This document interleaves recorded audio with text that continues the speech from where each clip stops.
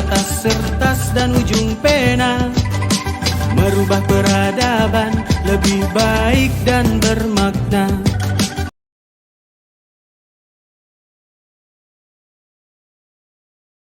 Baik, Bapak Ibu Guru, bisa dimulai ya.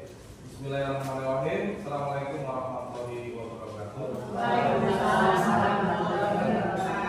Yang saya hormati Bu Kepala Sekolah, Bu Madia SPDSD, yang saya hormati Bu Dwi Rohayati dan seluruh undangan Bapak Ibu Guru yang sudah hadir pada kelas pagi ini. Yang pertama dan paling utama malah kita panjatkan puja syukur kepada Allah Subhanahu wa taala sehingga pada pagi hari ini kita bisa berkumpul bersama dalam kegiatan diseminasi budaya positif yang pada pagi hari ini akan dijabarkan langsung dari Bu Dwi Rohayati. Beliau adalah calon guru penggerak angkatan 10. Tak lupa salawat serta salam kepada junjungan besar Nabi Muhammad SAW yang insya Allah akan kita tunggu sahabatnya di Yomah. Perkenalkan, saya Desi Maroke dan saya pembawa acara akan memberitahu kegiatan pada pagi ini. Yang pertama adalah salam, yang kedua adalah sambutan, yang ketiga adalah inti, dan yang keempat adalah penuh. Yang pertama, marilah kita buka pada kegiatan pagi hari ini dengan baca basmalah bersama-sama. Bismillahirrahmanirrahim. Yang kedua adalah sambutan. Sambutan yang pertama dari Ibu Mardiati SPD, waktu dan tempat kami persilakan. Izin berdiri. Bismillahirrahmanirrahim. Assalamualaikum warahmatullahi wabarakatuh. Yang saya hormati, saya banggakan CGP kita Ibu Dwi Rohayati SPD, dan saya banggakan pula Bapak Ibu Guru serta tas SMP 1 Sragi yang alhamdulillah hari ini kita bisa berkumpul di ruangan ini dalam rangka diseminasi budaya positif yang akan disampaikan oleh Ibu Dwi Rohayati SPD CGP Angkatan 10 Kabupaten Pekalongan. Salawat dan salam kepada Nabi Muhammad SAW. Bapak Ibu semuanya, hari ini saya bangga sekali karena untuk yang kesekian kalinya SMP 1 Sragi bisa mengadakan kegiatan diseminasi tentang budaya positif. Diseminasi ini penting. Mengapa Bapak Ibu? Karena dengan banyak menularkan, banyak menyosialisasikan kegiatan-kegiatan yang bersifat positif untuk sebuah sekolah, maka kebaikan itu akan terus menggema di seluruh antero Kabupaten Pekalongan dan spesialnya adalah di SMP 1 Sragi. Oleh karena itu kebanggaan ini kita wujudkan dengan bagaimana bisa mengoptimalkan semua CGP yang ada di SMP 1 Sragi, baik yang sudah GP Pak Herlambang dan kawan-kawan maupun CGP yang angkatan 10, dan berikutnya nanti juga ada Pak Desi Meloke, ini juga CGP angkatan 10 juga. Disusul nanti akan ada CGP angkatan 11 yaitu Bu Agus Tim. Dan saya berharap seandainya nanti ada bukaan lagi untuk guru penggerak, semuanya bisa ikut terlibat di dalamnya. Bapak Ibu, untuk hari ini saya berharap kegiatan ini lancar, bisa menjadi sesuatu yang bermanfaat untuk seluruh peserta, dan lebih-lebih kegiatan seperti ini bermanfaat untuk peserta didik. Mengapa? Karena kegiatan ini muaranya adalah bagaimana memperbaiki kualitas pendidikan khususnya yang ada di SMP 1 Sragi. Selamat berdiseminasi untuk Bu Dwi Rohayati dan selamat menyimak dan ikut aktif dalam kegiatan diseminasi ini untuk Bapak Ibu semuanya. Semoga Allah memberkahi, memudahkan, melancarkan dan sukses. Itu saja dari saya Bapak Ibu. Terima kasih, selamat berjuang. Assalamualaikum warahmatullahi wabarakatuh. Waalaikumsalam warahmatullahi wabarakatuh. Diucapkan terima kasih pada Kepala Sekolah SMP Negeri 1 Sragi, Ibu Mardiati.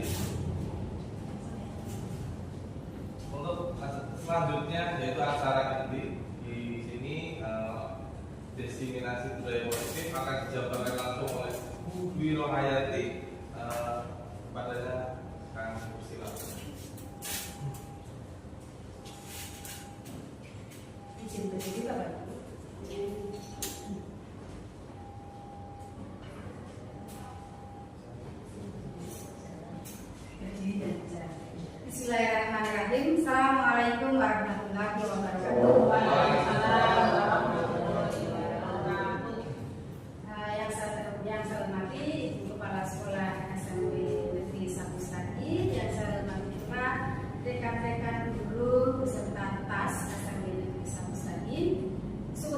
Alhamdulillah, marilah kita panjatkan kepada Allah Subhanahu wa taala sehingga pada kesempatan di pagi hari ini yang cerah ini, di Jumat barokah ini, kita semua bisa berkumpul bersilaturahmi mensupport saya terutama untuk melakukan diseminasi budaya positif. Saya Biro Hayati, calon guru penggerak angkatan 10.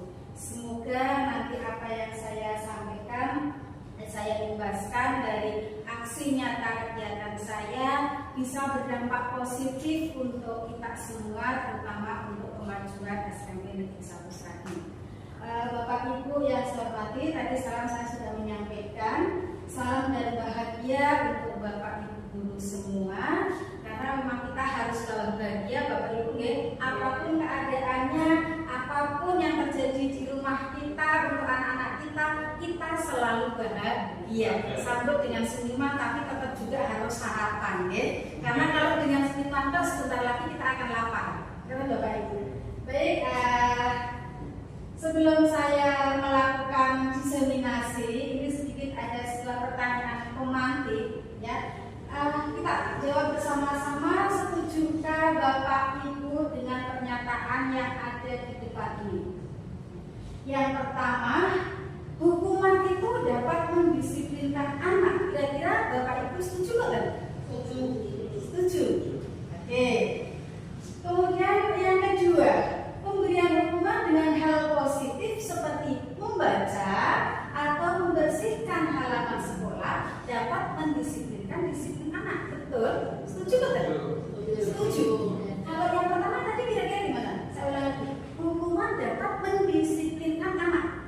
Setuju betul? Saya ulang yang pertama. Ada yang kurang setuju, ada yang setuju.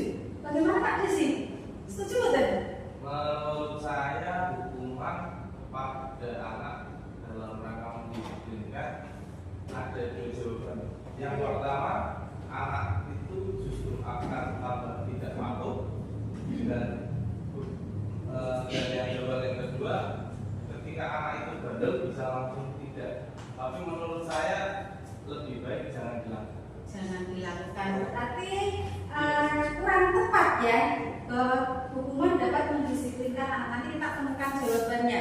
Jadi sekaligus nanti saya akan berbagi pengalaman saya berkaitan dengan hukuman.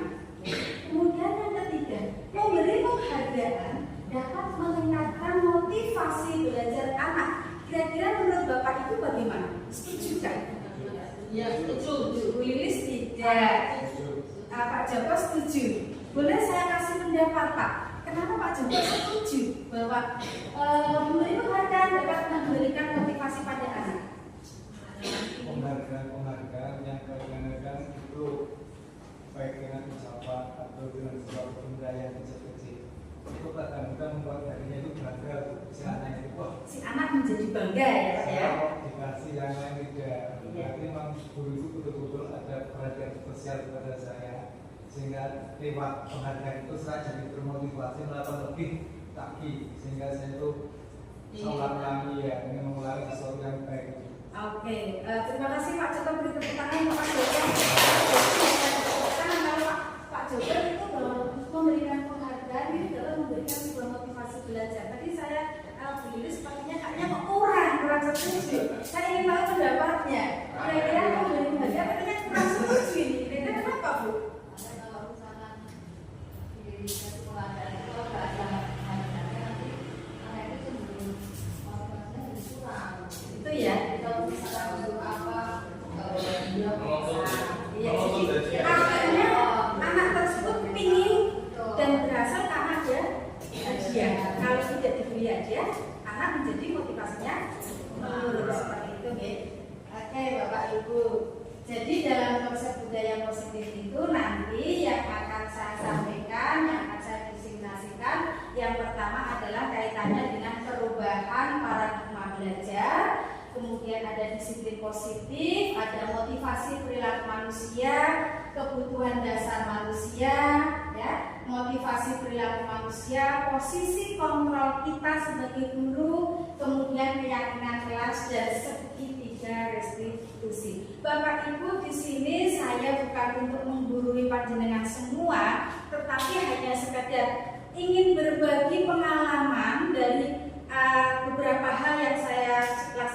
kelas misalnya tentang keyakinan kelas, kemudian segitiga restitusi, baik tadi sempat pertanyaan tematik pertama hukuman atau pemberian ribet ataupun hadiah. Perlu kita ketahui, sedikit saya sampaikan, meskipun di sini ada senior saya, mungkin mengajar saya itu sudah kira-kira berapa tahun, 30 tahun ibu ya? Lebih ya. Saya mengajar itu dari tahun 99 Bapak Ibu. Jadi kurang lebih ini adalah tahun yang ke-25. Sehingga nanti saya ingin berbagi juga, kalau tadi bahwa hukuman itu apakah betul-betul mendisiplinkan, itu berdasarkan pengalaman saya, nanti saya akan sampaikan juga. Apakah ketika memberikan reward itu betul-betul membuat anak itu termotivasi?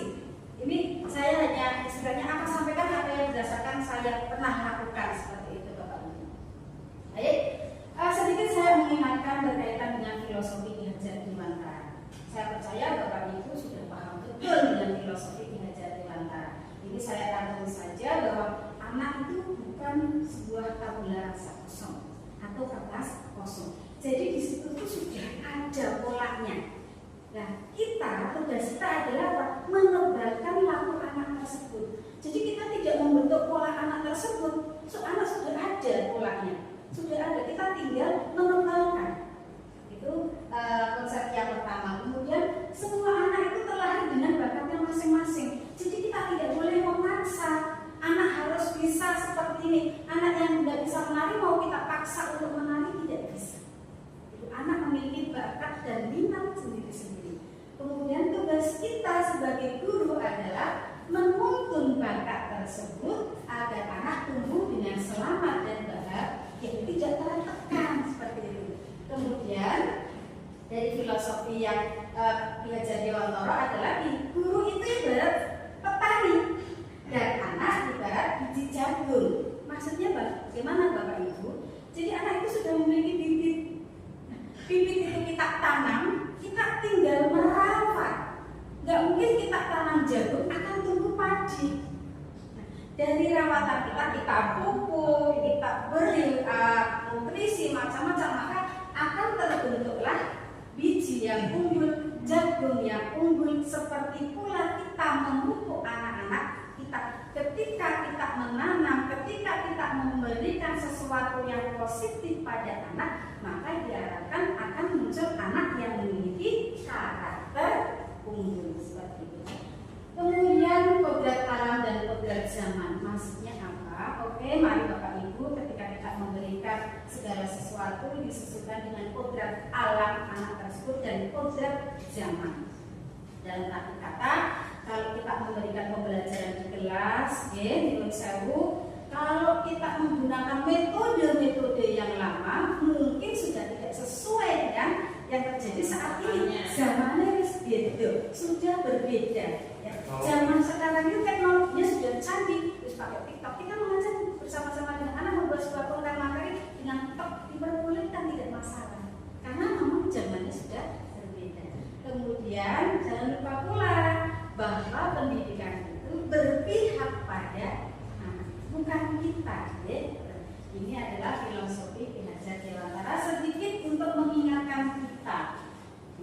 Nah, terus peran guru apa? Peran guru adalah menciptakan suatu lingkungan positif yang saling mendukung, saling belajar, saling bekerja sama sehingga tercipta kebiasaan-kebiasaan baik yang akan tumbuh menjadi karakter baik warga sekolah dan akhirnya akan membentuk budaya positif. Ini adalah PR untuk kita semua.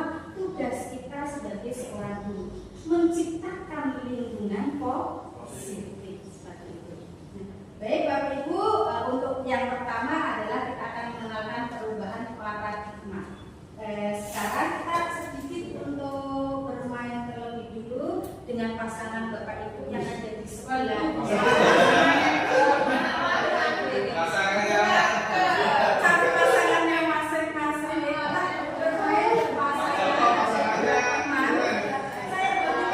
Satu kelompok berarti satu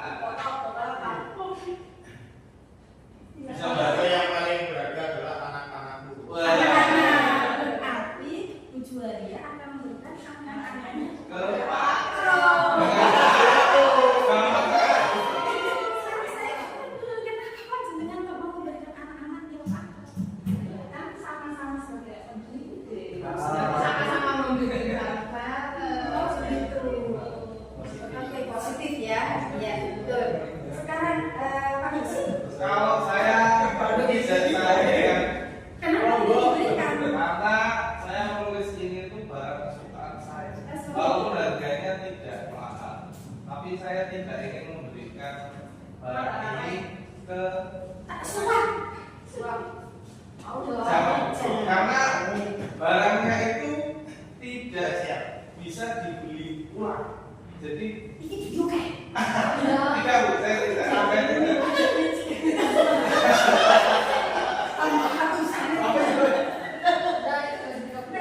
Kita siap lebih kecil. Tidak. Tidak mau. Betul, tidak mau. Betul, karena ini isinya boleh dibuka atau tidak? Boleh. Adalah sepatu bola model yang sudah tidak keluar. Jadi tidak boleh saya diminta. Sepatu bola. Artinya kita itu selalu mempertahankan apa yang menjadi sesuatu yang sangat berharga untuk kita. Betul loh Ibu? Kita harus selalu mempertahankan. Nah, jadi yang perlu kita ketahui, kita itu yakin kalau mau melepaskan ya berasal dari diri kita. Ya, kita tidak bisa mengatur mau intimidasi seperti apapun, nggak akan terpengaruh oleh sesuatu hal, mau suap apapun juga nggak mau diberikan. Karena yang mampu mengontrol untuk memberikan adalah diri kita sendiri. Ya. Seperti tadi Bu Juwaria, siapa yang mengontrol Bu Juwaria untuk memberikan yang beradanya pada apa? Ya sebenarnya diri kita sendiri. Diri Bu Juwaria, saya tak mungkin menyuruhnya. Ya. Kalau Bu Juwaria tetap berkeyakinan saya tidak akan memberikan, ya tetap dia berikan seperti itu. Ya. Jadi filosofinya adalah sebuah ilusi saja. Ini merupakan paradigma teori kontrolnya adalah ilusi guru mengontrol murid. Jangan berpikir Bapak Ibu bahwa kita itu mampu mengontrol murid, itu hanyalah sebuah ilusi. Kita ketika kita menyuruh anak jangan nangis, diam, anak mau diam. Apakah itu betul-betul berasal dari kita? Tidak. Kalau anak itu tidak mau diam, itu dirinya sendiri. Jadi hanya anak tersebut yang mampu mengontrol untuk diam. Ya. Jadi kita itu hanya sebagai faktor nyuruh gitu loh. Jadi ilusi kalau kita itu beranggapan bahwa guru mampu mengontrol murid. Yang mampu mengontrol murid hanya dirinya sendiri, bukan. Kemudian ilusi saja bahwa kritik ya dan membuat orang merasa bersalah itu dapat menguatkan karakter. Ya, yang mampu menguatkan karakter yang tetap murid tersebut. Ya. Kemudian ilusi saja bahwa semua penguatan positif, efektif dan bermanfaat. Jadi semua ilusi ini adalah teori kontrol ilusi. Kemudian hanya sebuah ilusi bahwa orang dewasa memiliki hak untuk memaksa. Jadi semua kembali lagi ke teori kontrol diri kita sendiri. Mau kita tetap mempertahankan, mau kita tetap berada posisi yang tetap, itu adalah diri kita sendiri. Murid pun sama. Okay.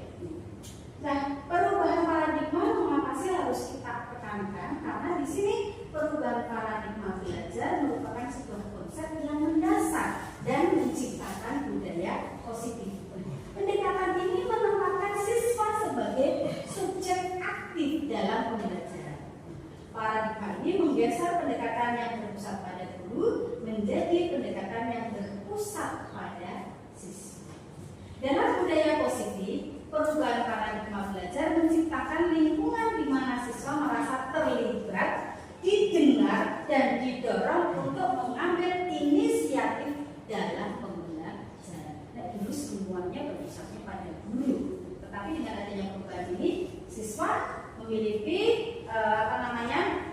kesempatan untuk terlibat, untuk didengarkan, bisa untuk berkomunikasi, kemudian untuk mengambil inisiatif dalam proses pembelajaran. Itu berkaitan dengan perubahan paradigma. Nah, misalnya ini stimulus respon, kita mencoba mengubah orang agar berpandangan sama dengan kita. Teori kontrolnya, kita berusaha memahami pandangan orang lain tentang dunia. Kita tidak bisa mengubah, ya, tapi kita harus memahami. Perilaku buruk dilihat sebagai suatu kesalahan. Nah, teori kontrolnya, semua perilaku memiliki tujuan. Artinya ketika kita melakukan segala sesuatu itu punya tujuan. Pasti apapun itu. Anak melakukan kesalahan, anak tidur di kelas, anak muda datang terlambat, pasti punya alasan. Jadi bukan sebuah kesalahan yang kita tekankan. Orang lain bisa mengontrol saya, ini yang harus kita tekankan. Teori kontrolnya hanya Anda yang bisa mengontrol diri Anda sendiri. Begitu pula dengan murid.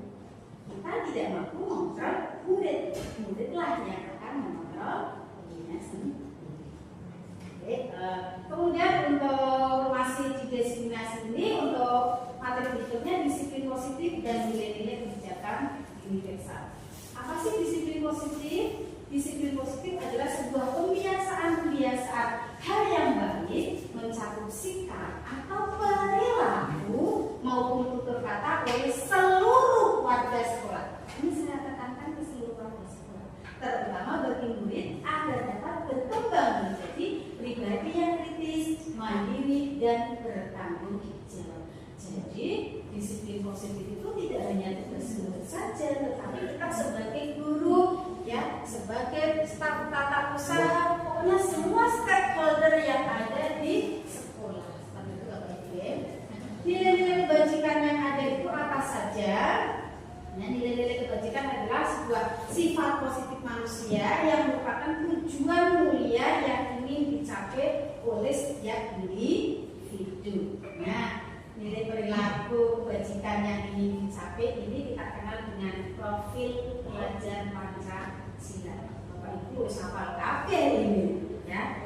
Profil pelajar Pancasila beriman bertakwa kepada Tuhan Yang Maha Esa dan berakhlak mulia, kebinekaan global, ini sampai kelompok begini ya, mandiri, bergotong royong, kreatif, kenalar, kritis ini kebajikannya. Kemudian berikutnya adalah teori motivasi dan perilaku manusia. Ibu, mari kita tanyakan pada diri kita sendiri, mengapa sih kita melakukan sesuatu, atas dasar apa? Kemudian apakah ketika melakukan sesuatu karena adanya sebuah dorongan dari lingkungan atau dorongan dari yang lain? Misalnya menghindari hukuman atau ketidaknyamanan, ataukah untuk mendapatkan hadiah, atau mendapatkan uang, atau karena menghargai diri sendiri. Bapak Ibu, hari ini kan saya undang, ya. Bapak Ibu tergerak ke sini, itu tentunya ada sebuah motivasi yang mendorong Bapak Ibu kamu ke sini. Kira-kira mengapa Bapak Ibu sampai ke sini? Apakah karena saya menyogok Bapak Ibu? Iya. Sokoran. Tapi kan belum, saya tidak menjaga itu di sekolah. Support terbesar dari sekolah untuk saya hari ini, sekolah menyediakan snack untuk Bapak Ibu. Oh, ya. Saya juga tidak tahu, terima kasih sekali untuk pihak sekolah ini. Saya tidak tahu kalau ada snack Bapak Ibu. Nah, kemudian apakah panjenengan mau ke sini itu karena nanti saya akan memberikan uang? Tidak. Ya, uang panjenengan itu. Apakah datang ke sini karena menghargai diri panjenengan sendiri? Menghargai diri sendiri dan menghargai orang lain. Baik. Jadi teori motivasi perilaku manusia itu untuk menghindari, bisa berupa untuk menghindari ketidaknyamanan atau hukuman. Ini motivasinya adalah eksternal, motivasi dari luar. Kemudian kalau motivasi kita lalu ke sini untuk mendapatkan imbalan, nah ini juga merupakan motivasi eksternal, ya, dari luar. Kemudian kalau panjenengan itu melakukan sesuatu karena menghargai diri sendiri, itu artinya motivasi panjenengan dari dalam diri kita. Nah, inilah tujuan daripada disiplin positif. Artinya kita semua sudah melakukannya, ya, melakukan disiplin positif. Nah, jadi kita ke pertanyaan kemarin. Hukuman apakah mampu mendisiplinkan anak? Gitu. Penghargaan berlaku sama dengan hukuman, dalam arti meminta atau membujuk seseorang untuk melakukan sesuatu untuk memenuhi suatu tujuan tertentu dari orang yang meminta atau membujuk. Beberapa dampak dari pemberian penghargaan dan nanti ada hukuman ini bisa berpengaruh pada jangka panjang dan jangka pendek. Penghargaan itu menghukum, maksudnya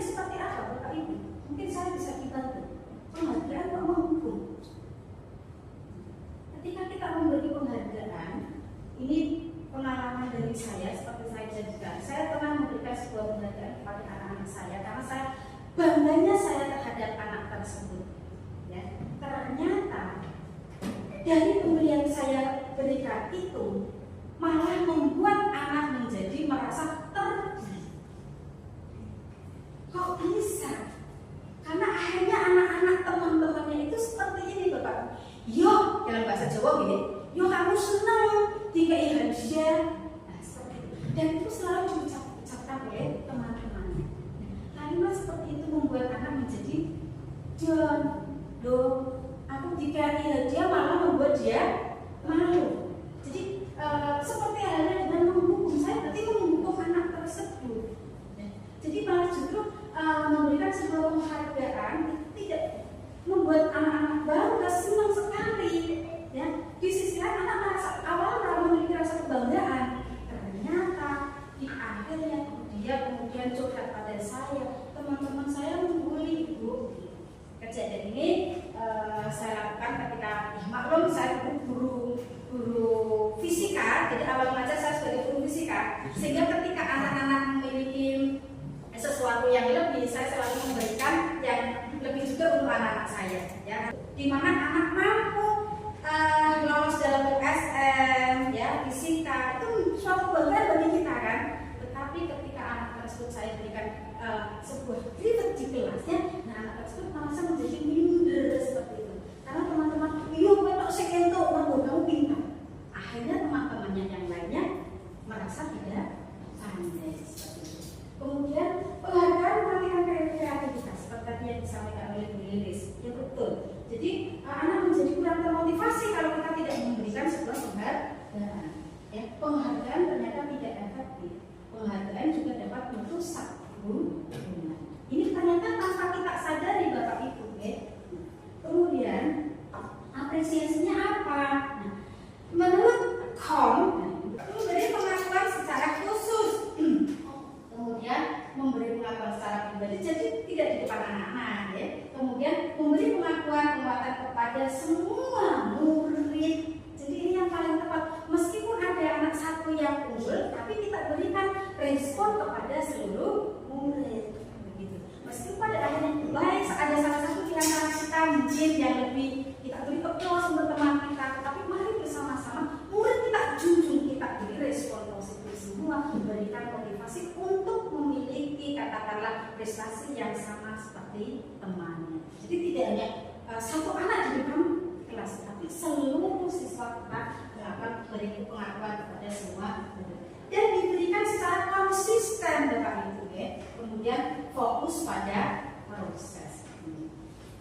Hukuman ataukah konsekuensi? Monggo Bapak Ibu, ada beberapa kalimat ini kita diskusikan bersama. Ini hukuman atau konsekuensi, ya? Mencatat 100 kali di dalam buku dengan kalimat saya tidak akan terlambat lagi karena terlambat sekolah. Menurut kita, menurut Bapak Ibu kira-kira hukuman atau konsekuensi? Hukuman. Kemudian yang kedua, lari mengelilingi lapangan basket 2 kali karena terlambat hadir di sekolah. Hukuman atau konsekuensi? Hukuman. Murid diminta untuk push up 15 kali karena tidak menggunakan masker ke sekolah. Hukuman. Mengganti kertas tugas teman yang telah dicoret-coret. Hukuman apa konsekuensi? Konsekuensi. Membersihkan tumpahan air di meja tulis karena tersenggol pada saat belajar. Konsekuensi. Meminta murid untuk mengenakan sepatu seharian di sekolah atau tidak mengenakan sepatu karena tidak mengenakan sepatu hitam. Hukuman. Meminta anak tidak mengenakan sepatu seharian karena dia tidak menggunakan sepatu hitam. Konsekuensi hukuman. Hukuman. Karena itu sepertinya dia tidak memakai sepatu, jadi mempermalukan murid, ya. Oke. Lari mengelilingi lapangan basket 2 kali karena terlambat 10 menit untuk pelajaran PJK. PJK perlu paham betul. Konsekuensi atau hukuman? Sepertinya ini konsekuensi apa? Konsekuensi. Kenapa konsekuensi, Pak? biasanya kalau pinjaman udah ada kesepakatannya, kerjanya. Jadi Sudah tahu kalau terlambat harus seperti itu. Kalau hanya supervisor itu. Oke, baik kita lihat. Ternyata hukuman tadi Bapak Ibu tepat semua ya. Konsekuensi hukuman gitu Bapak Ibu betul sekali. Ketika anak dilarang menggunakan sepatu, anak menjadi malu. Kita selalu menggunakan anak. Kemudian berlari ini sebuah konsekuensi ya. Anak di dalam PJOK biasanya tadi disampaikan ada sebuah kesepakatan. Kemudian biasanya kan di awal itu pemanasan ya. Pemanasannya biasanya lari ya Pak ya. Hukuman atau konsekuensi dari di mana sih? Jadi sebuah hukuman itu adalah sesuatu yang menyakitkan dan harus terjadi. Kemudian kalau konsekuensi sesuatu harus terjadi. Hukuman membuat anak sakit fisik untuk jangka waktu lama, terutama di psikisnya Bapak Ibu. Kemudian membuat anak merasa tidak nyaman. Ternyata konsekuensi itu seperti itu, kemudian tetapi dalam jangka waktu hukuman ini anak menguji kedisiplinan. Kalau konsekuensi anak menghargai disiplin.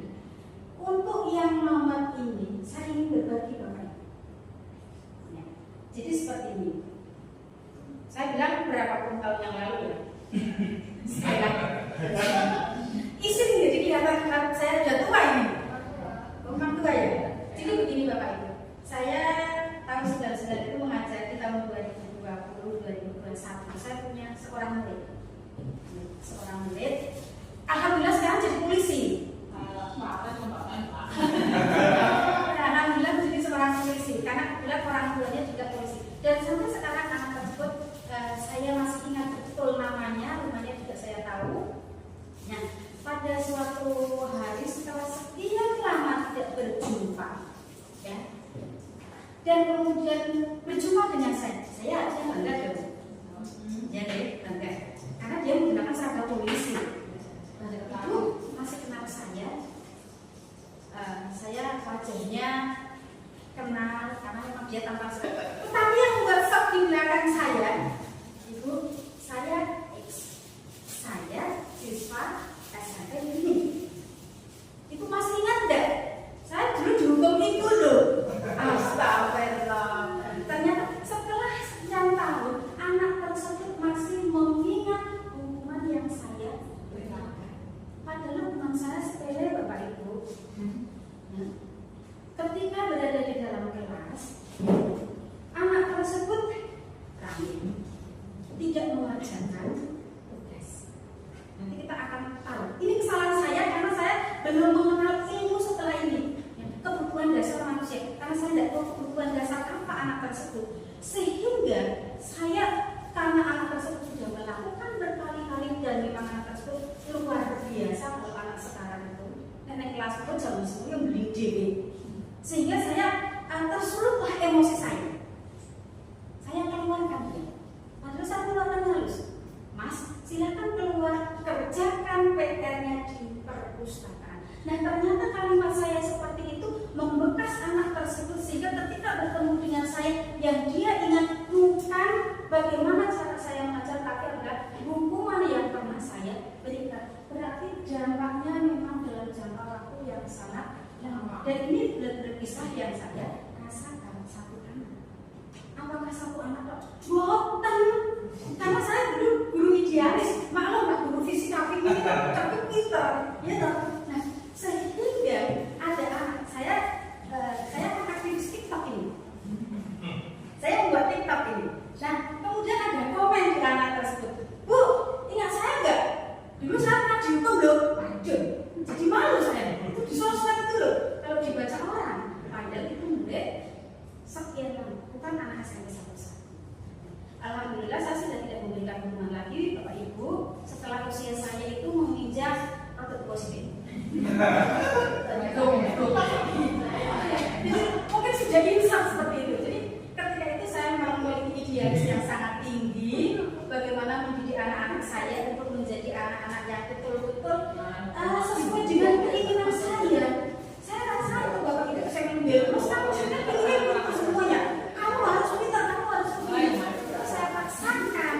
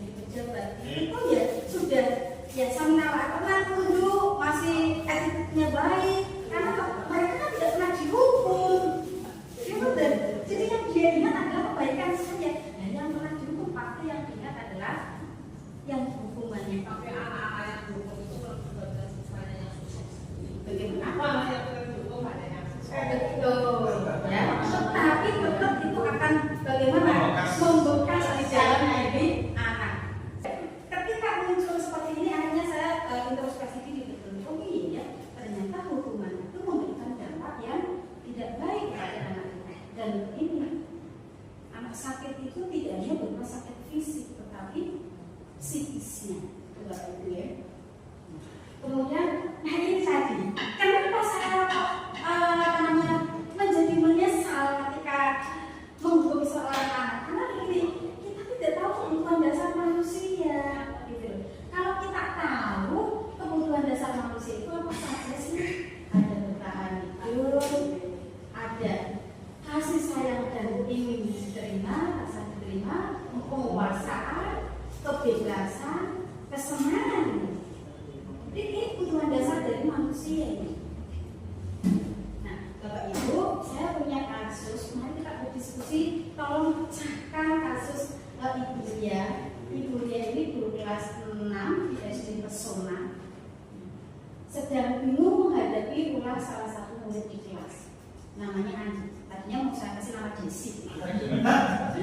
Beberapa anak meladakan dan mengeluhkan Andi yang seringkali meminta bekal makan siang mereka dengan paksa. Jika Anda menghadapi situasi seperti ini, apa yang akan Anda lakukan? Menurut Anda, apa alasan Anda melakukan hal tersebut berdasarkan ini? Jadi ketika tadi seandainya saya belum tahu kebutuhan dasar manusia, mungkin saya tidak akan memberikan hukuman kepada anak.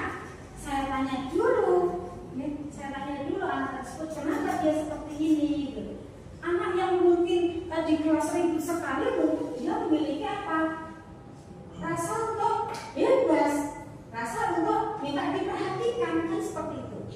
Ya. Karena ketika itu saya tidak tahu sehingga saya memberikan sebuah hukuman. Nah, bagaimana dengan kasus ini? Monggo Bapak Ibu mungkin bisa tulis terlebih dulu, ya. Kira-kira apa yang dilakukan oleh Bu Lia, kemudian Andi itu memiliki apa ya, kebutuhan apa yang harus dipenuhinya.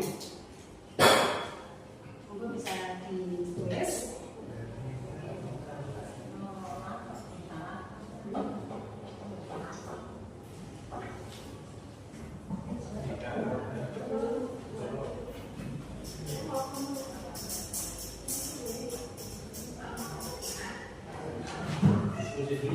Diskusi dulu ya Bapak Ibu, bantu saya memecahkan kasus Bu Lia.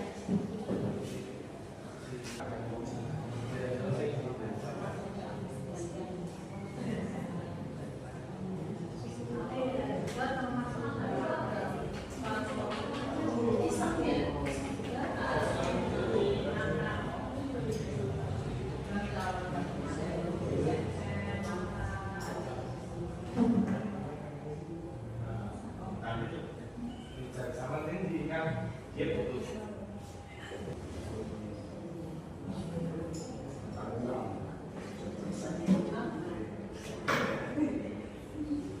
Sama Bapak Ibu. Boleh berdiskusi, kemudian saya minta tolong untuk kasus yang ini. Kira-kira sih yang pertama apa yang harus dilakukan oleh Bu Lia? Itu mungkin ada yang ingin memberikan pendapatnya. Apa yang harus dilakukan oleh Bu Lia?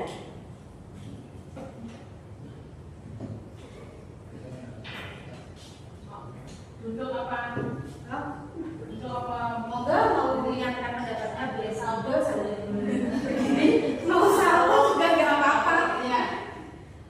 Yang harus dilakukan oleh Bu Lia, mestinya Bu Lia mencari tahu alasan Andi mengapa melakukan hal itu terhadap teman-temannya atau temannya agar diketahui bagaimana kebutuhan Andi, misalnya apakah Andi sarapan atau pakainya kebutuhan Andi. Oke, berarti ngecek dulu nggih, ditakoni dulu nggih. Tidak sekolah-kolah langsung wes sesuai bukan nggih. Oke, tapi mencari dulu alasannya. Nah, kira-kira kebutuhan dasar apa menurut Bapak Ibu tentang si Andi ini? Monggo, siapa yang mungkin mau berpendapat terlebih dulu? Kebutuhan dasar apa sih yang dibutuhkan oleh Andi? Sinta bukakan dulu. Boleh, monggo. Alasannya itu karena ya mungkin untuk bertahan hidup. Mungkin dari orang tua itu kan karena kasih sayang kurang, atau mungkin belum sarapan. Akhirnya biasa anak-anak belum makan-makannya. Tapi sebagai tugas guru, tetap kita harus mengetahui bagaimana karakternya seorang murid dan bagaimana pendekatannya. Biar apa? Seolah-olah nggak langsung menghakimi bahwa si Andi itu salah ketika merebut.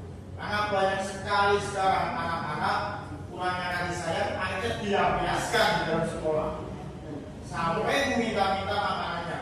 Bahkan sekarang pun saya kemarin itu pas di kelas salah satu kelas 8 itu ada anaknya ini sering meminta saya, suruh saya untuk membeli jajannya 2 yang datang setengah. Jajan doang, cinta setengah. Berarti kebutuhan dasarnya itu sebenarnya apa? Hidup ya, bertahan hidup ya. Jadi karena mungkin belum dikasih bekal gitu. Mungkin ada lagi kebutuhan dasar yang lainnya. Pak Herlambang? Menurut saya dengan kasih sayang dan perhatian, karena mungkin dalam kasusnya si Andi ini kita nggak tahu backgroundnya si Andi itu mungkin di rumah kondisinya dengan orang tua bagaimana, apakah ternyata memang tidak ada orang tuanya atau bisa, kita belum tahu sebenarnya itu. Memang hal yang harus dilakukan utama adalah mencari sebenarnya poin utamanya si Andi melakukan tersebut itu kenapa. Dan menurut saya yang paling dominan adalah tentang kasih sayangnya dan perhatiannya di rumah. Mungkin seperti itu.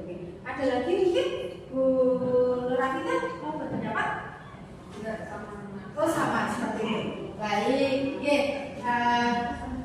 Jadi hampir sama dengan pendapat saya Bapak Ibu ya. Jadi di sini Buria memang harus pertama kali adalah melakukan tindakannya untuk mengetahuinya adalah mencari tahu alasan terlebih dulu.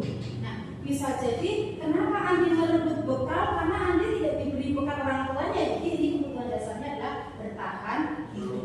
Ketika Andi merebut bekal temannya, Andi merasa hebat. Merasa hebat karena temannya menjadi takut. Ini adalah sebuah kebutuhan dasarnya adalah penguasaan. Mungkin Andi juga ingin merasakan bekal yang dibawa oleh teman-temannya, ingin mencicipi. Nah, ini adalah kebutuhan dasar kebebasan. Kemudian Andi ingin diperhatikan oleh teman-temannya juga, itu kasih sayang dan perhatian. Nah, ini mungkin Andi hanya iseng, bisa saja kan iseng saja untuk menikmati jahil. Ya, ini salah satu karakter saja nih. Saya memang ini kebutuhan dasar suka iseng Bapak Ibu. Ternyata ini kebutuhan yang ingin saya penuhi adalah kesenangan. Saya masuk kesenangan seperti itu. Dan saya jahil sekali dengan teman-teman. Punya bernyanyi. Baik, Bapak Ibu, dan ini 5 posisi kontrol guru. Nah, 5 posisi kontrol guru itu ada penghukum, pembuat merasa bersalah, teman, pemantau, manajer. Baik Bapak Ibu, mungkin di dalam kelas ketika ada seorang anak yang melakukan kesalahan, kadang-kala kita melontarkan kata-kata atau kalimat tertentu yang mana bisa membawa kita kontrol diri kita itu sebagai penghukum, kontrol diri kita sebagai teman, ataukah kontrol diri kita sebagai pemantau maupun manajer. Jadi ada 5 kontrol dulu: penghukum, pembuat merasa bersalah, teman, pemantau, dan manajer. Kata-kata apa yang sering kita katakan kepada anak-anak ketika kita ada sebuah anak yang melakukan kesalahan? Contohnya ini, kita menghukum. Kalau kamu tidak melakukan yang awas ya, rasakan ya. Dengan muda-muda, dengan macam-macam itu biasanya seperti ini. Awas kalau kamu tidak mengerjakan tugas lagi, sambil begini-begini, ya. Ini adalah salah satu tipe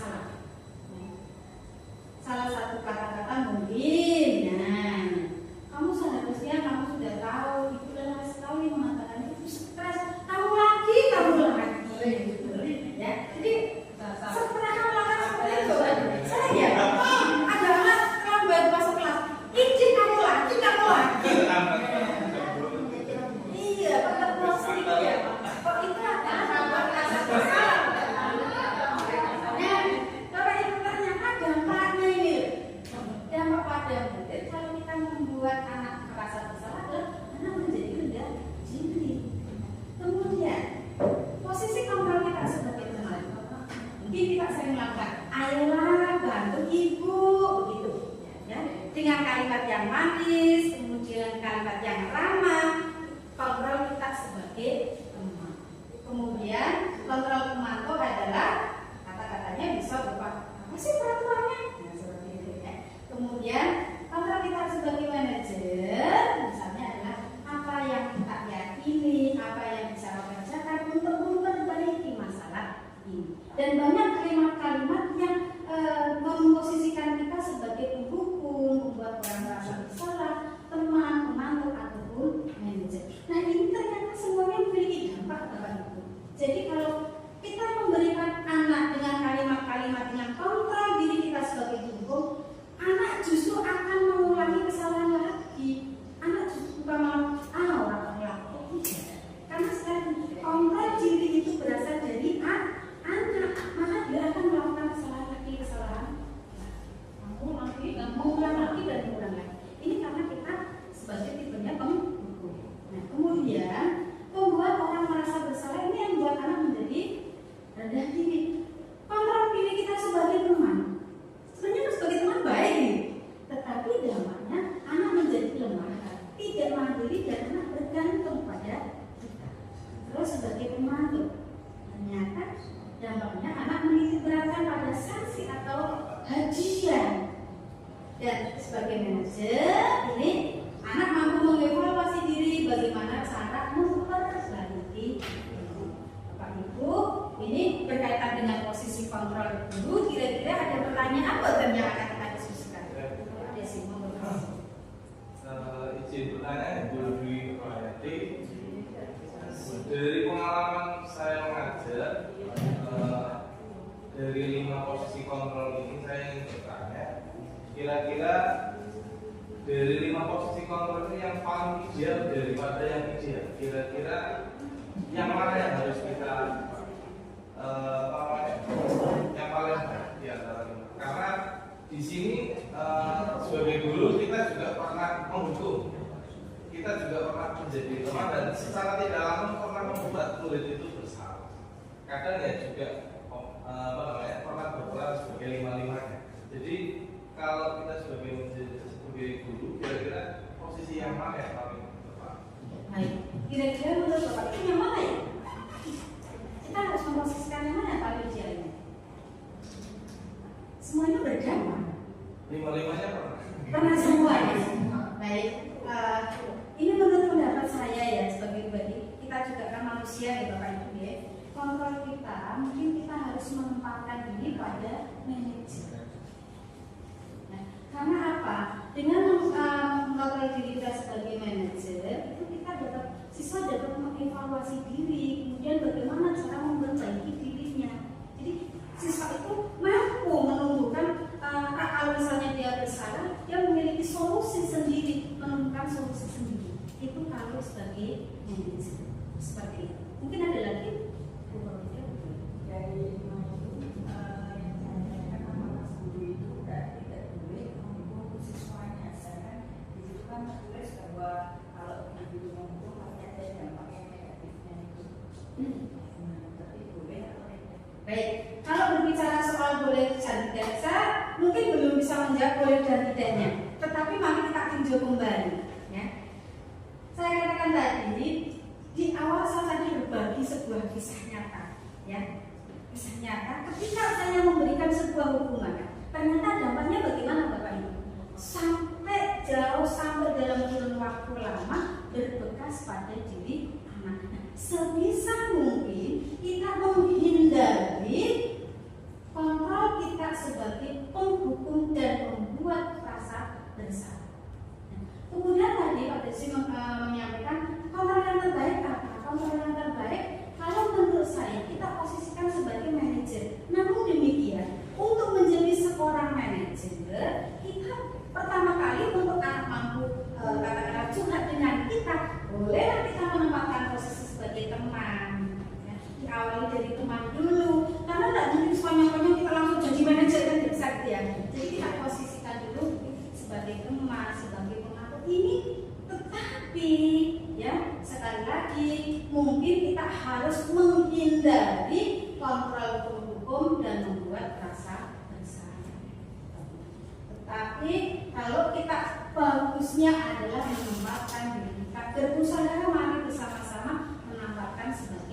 manajer.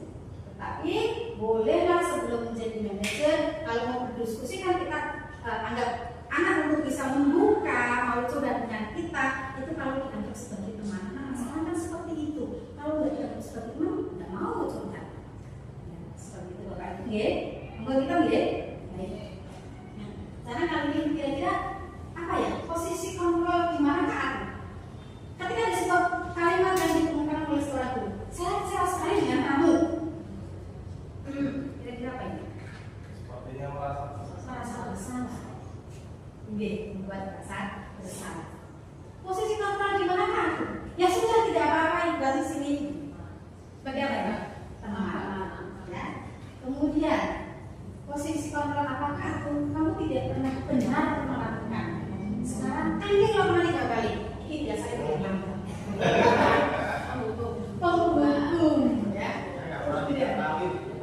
Berapa kali? 10 kali. Posisi kontrol apakah aku? Kira-kira bagaimana kamu akan memperbaiki masalah ini? Kemudian posisi kontrol apakah aku? Kamu terlambat 15 menit. Apakah kamu sudah mengerti konsekuensi yang dilakukan dan terlambat?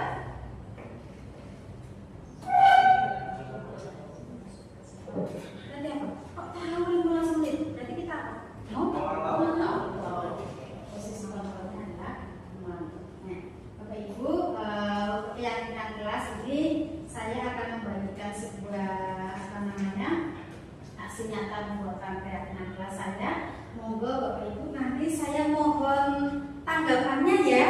Apakah keyakinan kelas yang sudah saya buat itu cocok atau sesuai atau belum? Jadi pada pembuatan keyakinan kelas ini saya lakukan di kelas-kelas saya.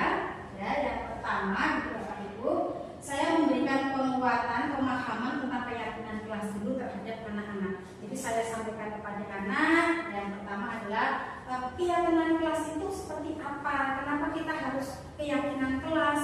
Kenapa bukan peraturan seperti itu? Itu saya terapkan. Kemudian saya berikan pemahaman kepada anak. Yang pertama. Kemudian tahap yang kedua adalah saya mempersilahkan murid di kelas untuk bercurah pendapat ya, tentang peraturan yang akan disepakati. Kemudian berikutnya adalah saya menyuruh anak-anak untuk membuat sebuah peraturan kesepakatan ya yang akan diharapkan. Jadi anak menulis satu persatu keinginannya, dalam kelas tersebut. Kemudian berikutnya murid mengumpulkan peraturan kelas yang sudah ditulis. Saya suruh tempel di depan Bapak Ibu. Nah, tempel pakai kertas warna karmani.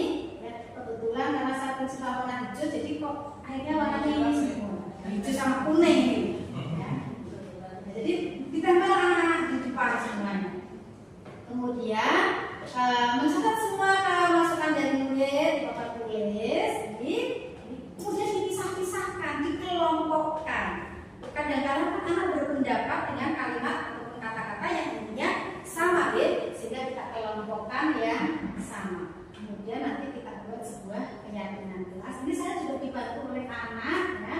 Kita berada di dalam kelas ini. Kemudian menginjau kembali daftar surat pendapat yang sudah dicatat. Terus berikutnya merubah peraturan kelas menjadi kalimat positif.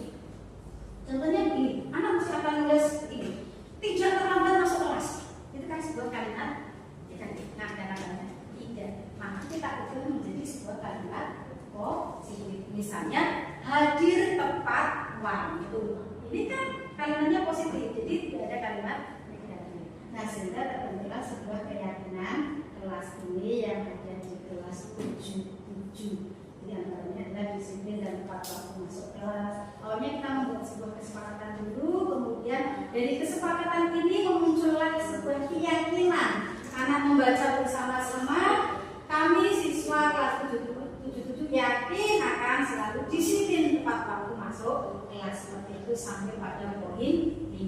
Nah, kira-kira menurut Bapak Ibu, apakah aksi nyata yang saya berikan di kelas itu sudah sesuai seperti yang mungkin Panjenengan lakukan di kelas-kelas Panjenengan atau bagaimana? Saya mungkin minta pendapatnya. Monggo yang mau berpendapat boleh. Menurut saya ini sudah keyakinan kelas dengan sangat baik, bahkan luar biasa baik. Itu terbukti ketika dimulai dengan pendapat atau surat pendapat yang dilaksanakannya itu dengan anak-anak, di mana anak menyampaikan pendapatnya dengan leluasa.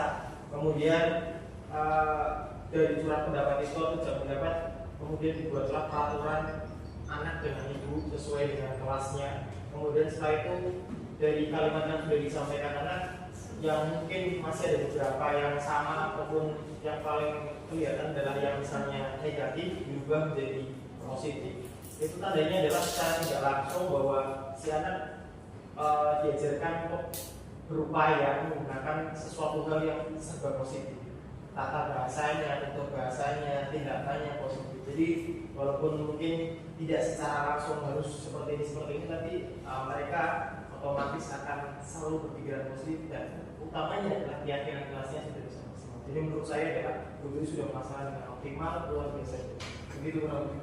Terima kasih Pak Nangga sudah memberikan tanggapan informasi nyata dari saya untuk berkaitan pembuatan keyakinan kelas ya.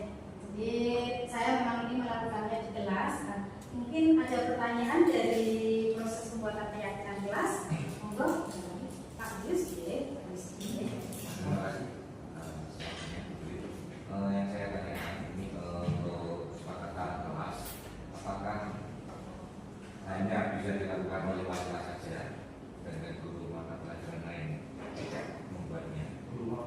Mapel ya, berarti baik untuk pembuatan keyakinan kelas ini kalau saya pribadi selain saya membuat keyakinan kelas di kelas saya sebagai wali kelas, saya ini berdasarkan praktek saya yang sudah saya lakukan, saya juga membuat keyakinan atau awalnya saya belum tahu keyakinan kan dulu ya, kesepakatan kelas di mata pelajaran saya.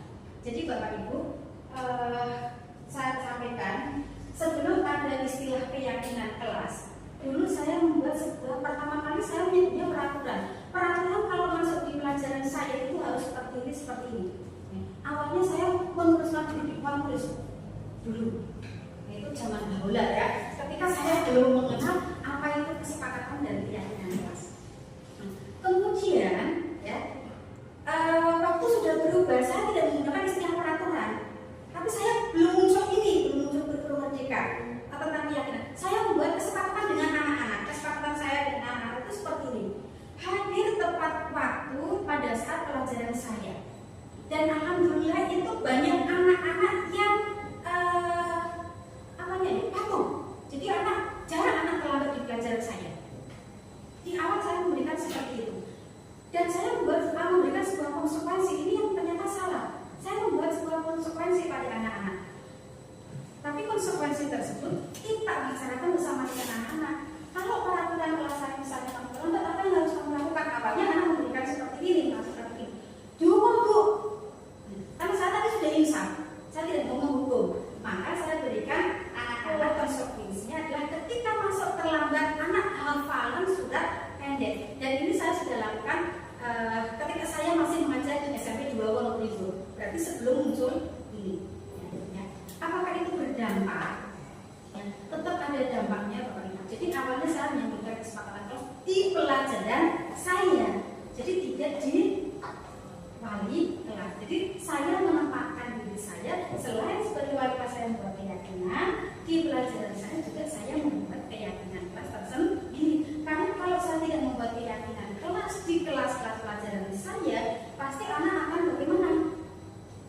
Karena tidak ada kesepakatan. Sekarang seperti itu. Jadi tetap kalau saya membuat Pak D, monggo kalau semuanya saya sampaikan kepada teman-teman yang lain. Mungkin Pak Akram mau bertanya. Ini Bu, aslinya sepele sih pertanyaan saya masalah kesepakatan sama keyakinan. Itu kan mempunyai kadarnya masing-masing ya Bu. Kalau kesepakatan mungkin dalam jangka kadang-kadang hukumannya itu masih ringan, tapi kalau keyakinan itu kayaknya biar si murid itu mengenal sampai hati. Karena dalam iman sendiri masalah keyakinan harus mengenal dalam hati. Nah, ketika tidak mengenal dalam hati, otomatis konsekuensi itu ya kalau syariat itu benar-benar konsekuensinya. Jadi kalau misalkan yang tidak disiplin tepat waktu, berarti otomatis ketika hukuman itu nggak masalah. Itu kalau itu kalau di agama seperti itu. Terus yang kedua, selama menjaga kebersihan, berarti ketika seorang murid tidak mau, dia harus tegur benar-benar. Yang saya tanyakan, kenapa sudah memakai kata-kata keyakinan, nyatanya anak-anak masih poin 1 sampai 50 kadang disuruh guru itu masih sulit, kata temannya sendiri mending bolos gitu. Yang saya tanyakan gitu. Karena belajarnya itu masalah kesepakatan keyakinan itu menurut saya sudah beda. Oke, terima kasih. Sebuah pertanyaan yang sangat bagus sekali. Tadi ini adalah keyakinan kelas. Kenapa masih ada anak-anak yang seperti itu? Kita kembali ke mana tadi? Kebutuhan dasar manusia. Ya. Jadi ketika seorang anak belum terpenuhinya kebutuhan dasar manusia, maka kebutuhan dasar dirinya, maka anak tersebut akan melakukan hal-hal yang berusaha untuk memenuhi kebutuhan dasarnya seperti itu. Mungkin Pak Akram ya. Terima kasih atas masukan maupun pertanyaannya. Baik Bapak Ibu, saya lanjutkan. Ini langkah-langkah pembuatan keyakinan. Saya rasa Bapak Ibu sudah paham sekali, sudah betul. Nah, kemudian yang terakhir adalah aksi nyata saya penerapan daripada segitiga restitusi. Saya mohon untuk Bapak Ibu mungkin bisa memberikan tanggapan.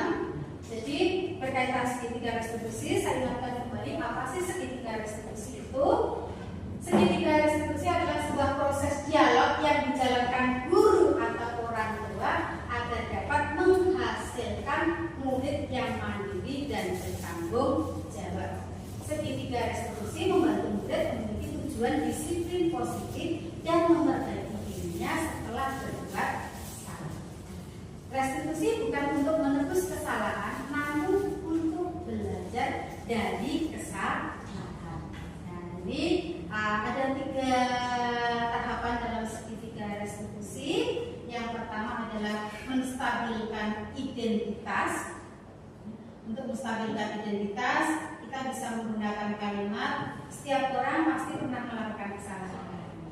Kamu bukan satu-satunya yang pernah melakukan ini. Kemudian yang kedua, validasi tindakan yang salah. Ya, ini kamu tentu punya alasan mengapa melakukannya. Kemudian, adakah cara yang lebih efektif untuk mendapatkan apa yang kamu butuhkan? Dan yang terakhir ini adalah menanyakan keyakinan kelas. Nah, dari tahapan ini saya melakukan sebuah aksi nyata. Ya. Ini ada sebuah kasus seorang anak yang bernama Vika. Ini sering terlambat masuk kelas, terutama di jam pelajaran pertama, sehingga banyak pelajaran yang tertinggal. Jadi mohon untuk ditanggapi dari video saya.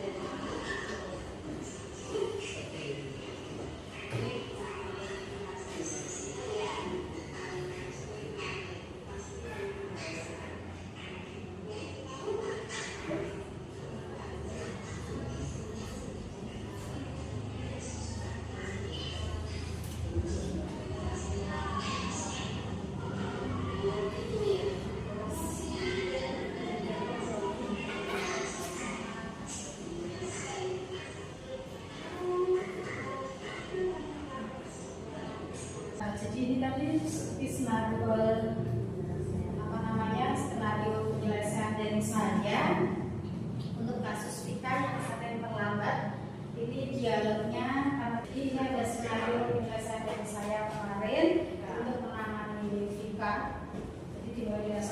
sebelum saya memberikan masuk ke kelas, masuk ke ruang meeting, saya memberikannya tidak di depan anak-anak yang lainnya, tetapi kita melakukan coaching ya. Jadi individual saya berdua dengan anak tersebut, ya. Kemudian saya ini bertanya kepada anak, nih, baik berbuat kesalahan itu kurang hal ini, kesalahan itu manusiawi, setiap orang pasti melakukan kesalahan. Begitu pula dengan bla bla bla bla sampai pada di bawah ini. Kira-kira saya ingin tanggapan dari Bapak Ibu semua, apakah segitiga restitusi yang saya berikan kepada Vika itu sudah memasukkan 3 unsur tadi, 3 tahapan tadi? Kira-kira mungkin ada Bapak dan Ibu yang mau berpendapat, monggo kami persilakan memberikan tanggapan. Oh, boleh berbicara. Terima kasih Bu Dwi. Saya mohon maaf ya karena videonya tadi agak lama, maka saya buat catatan sehingga nanti saya bacakan catatannya saja. Iya, terima kasih. Baik, terima kasih Bu Dwi. Saya mengapresiasi ini menarik sekali semuanya. Berdasarkan video yang panjang yang tadi tampilkan, saya itu berkesimpulan mengenai penanganan kasus pada siswa yang bernama Vika. Saya melihat Bu Dwi ini sudah melakukan segitiga restitusi. Yang pertama adalah menstabilkan identitas. Apa buktinya? Tadi Bu Dwi mengatakan, baiklah, berbuat kesalahan itu manusiawi. Setiap orang pasti melakukan kesalahan. Begitu pula dengan ibu. Ibu juga sering berbuat salah. Namun yang terpenting adalah ketika kita belajar dari kesalahan tersebut dan harus memperbaikinya. Setuju? Setuju. Ya. Itu menurut saya yang pertama adalah sudah melakukan menstabilkan identitas. Terus yang kedua, unsur kedua dari segitiga restitusi adalah validasi tindakan yang salah. Saya juga tadi sudah amati dari video tadi, ini juga sudah dilakukan oleh Bu Dwi. Apa buktinya? Yaitu dari kata-kata, mari kita cari solusinya. Kamu sering datang terlambat, pasti punya alasan. Boleh Ibu tahu kenapa kamu sering datang terlambat. Jadi itu adalah kata-kata yang sebenarnya menuntun si Vika itu untuk nanti tidak terbuka, dan itu masuk dalam kategori validasi tindakan yang salah. Yang ketiga, restitusi yang ketiga adalah menanyakan keyakinan kelas. Di dalam yang ketiga ini tadi juga sudah disampaikan, dapat dijumpai pada kata-kata, kamu masih ingat tidak dengan keyakinan kelas yang pernah dibuat. Jadi Bu Dwi kembali mengingatkan, membuka memori Vika itu tentang keyakinan kelas yang sudah dibuat bersama.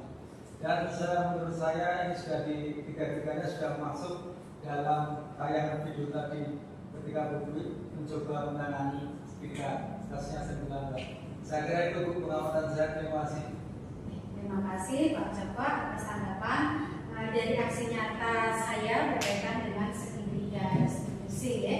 Jadi itu aksi nyata saya. Terima kasih tanggapannya. Tadi Pak Erlambang memberikan tanggapan tentang keyakinan kelas saya. Kemudian Pak Joko juga sudah memberikan tanggapan tentang aksi nyata saya berkaitan dengan segitiga restitusi. Sebagai akhir, saya mengucapkan terima kasih jazakumullah khairan. Semoga apa yang diberikan, apa yang support Bapak Ibu di hari ini memberikan manfaat untuk saya, kemajuan untuk saya, kemajuan untuk SMP 1 Sragi, dan bermanfaat juga untuk Bapak Ibu semua. Sekali lagi saya mengucapkan terima kasih dan saya akhiri. Assalamualaikum warahmatullahi wabarakatuh.